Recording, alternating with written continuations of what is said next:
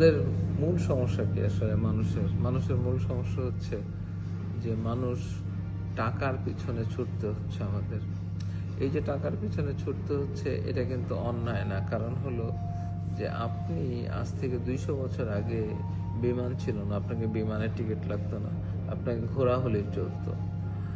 আজ থেকে 100 বছর আগে আপনার বাড়ি ভাড়া দিতে হতো না, কারণ বাড়ি সবাই নিজেরা করতো, যেভাবে হোক মাটি দিয়ে, এটা দিয়ে, সেটা দিয়ে নিজেরাই থাকতো।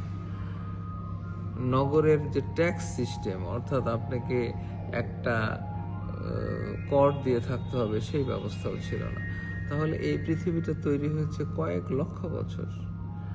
আর এই যে আমাদের অর্থের যে ব্যবস্থা, সেটি মাত্র 200 বছরের কাঠামো। আপনি ভাবেন যে লন্ডন শহর বলেন, আজ থেকে 1000 বছর আগে কিছুই ছিল না, কিন্তু মানুষ তো হাজার হাজার বছর ধরে আছে। তাই এখন আপনার প্রয়োজন টাকার। আপনি টাকা যদি না থাকে, আপনি এই সমাজ থেকে ছিটকে পড়বেন।